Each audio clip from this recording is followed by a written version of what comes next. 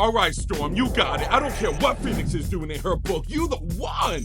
I should have known when I saw this sister hair freaking transmutating into a category 4 on a freaking issues #7 cover. This bald corn dog looking brother was hating. He couldn't even grow a shag out here. Anyway, the next time we see Storm, she got this cracked out anaconda looking sus, looking at her, stalking her like she was J-Lo. Remember how that brother was looking at J-Lo? That's how the serpent was looking at Storm. But there was only one small difference. This freaking serpent has the freaking super soldier serum coursing through his veins. Wait, do snake have veins? All of a sudden, Maggie comes out of nowhere and decks the crap out of the homie. Like, I was like, damn, bro, what, he didn't pay the light bill? But forget the animal cruelty, fam. What's really going on? I think Maggot is personally projecting a bit because the last issue, he got his arm freaking ripped off like a turkey drum on Thanksgiving by the Juggernaut. And I think he's still a little salty about it because when I saw this brother try to do the MK Sheba stomp on him, I was like, brother, you're gonna have to calm down a bit. But the snake is also about that life. He was like, get off me, son, and he throws him. Storm was like, oh, word, you're about that life? Then come here, son. The snake was like, hold on, I know this isn't from the hood. I don't want no parts of her. Now, all of a sudden, the snake starts running for his freaking life. He's like, someone help me. I flipped the page. I'm thinking about Storm is about to put in that work. And then we go to 7 days prior to this, and we see Iron Man chilling on the couch. I'm like, hey, yo, where the freak is the God of War serpent at? I want to see that fight. Anyway, Storm is like, yo, Tony, you can't keep bringing women up in here just so you could pet the hippos. And I'm like, fact, why don't you just buy a zoo, my brother? You're a billionaire. I mean, you told us yourself. Iron Man's like, listen, we need you on this next mission in Brazil because there's some Black Mirror crap that's going on right here. First of all, we were working on a super soldier serum. Don't ask too many questions because last time we told you something, you had to do a whole broadcast on it. So we're going to have to keep you on the low. Also, we keep running into these weather anomalies that, I don't know, every time we're trying to move something, we're getting freaking hit with lightning bolts. Oh, and let me add that one of our great scientists didn't realize he was on the freaking menu for today and got freaking one-tapped by a serpent. And the serpent didn't even know he got the 2-for-1 special because the dude had the freaking tainted serum on him.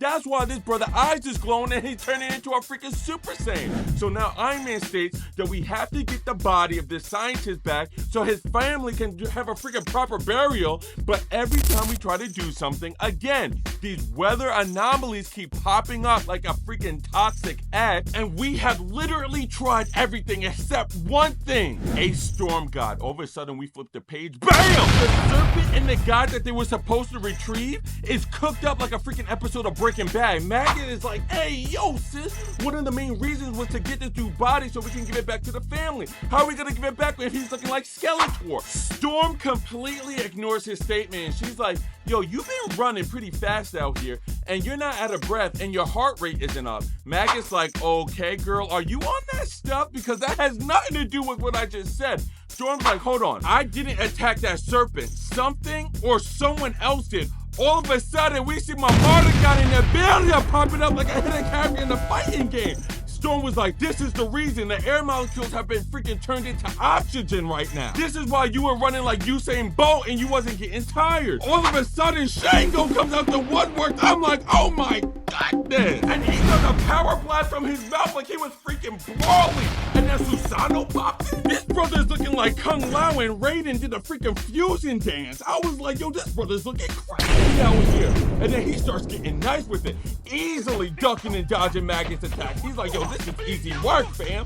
But Storm is about that life. Don't forget that. And she pushes them back. Susano recovers easily. He's like, hold on. You don't think I'm about that life? He claps his hands together, pushing them back. Storm's like, yo, I gotta get Maggot out of here because these brothers are on another level. Then Chalk pops up out of nowhere looking dumb majestic and immediately pulls down his mask. I would have been like, yo, take it easy, my brother. Can we talk about this? You pulling down the mask mad quick.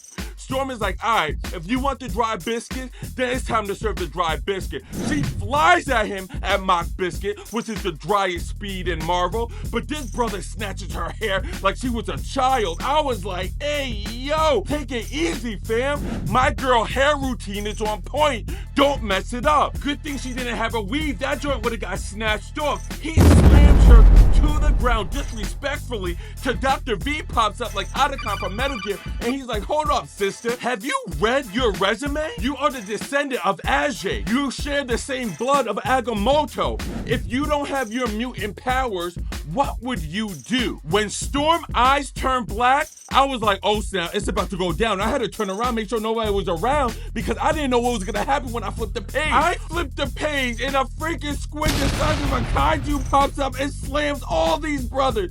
Dude grip right here though, I'm not gonna lie, is crazy because even as he's getting slammed, he's holding on to her hair. He's like, I ain't letting go. This brother comes at her and he's like, yo, you're not gonna disrespect the crew like this. I'll be honest, after I saw Storm do that, I would have been out. But she takes the sword and cuts her hair. I was like, no, not my hair.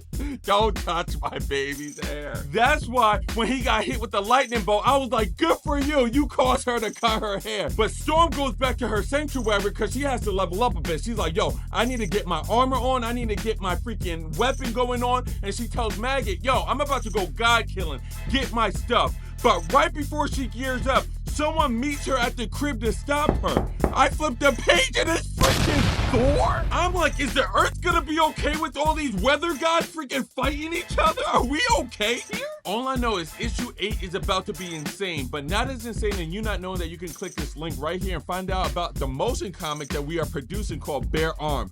Trust me, you will enjoy it. Peace out, fam.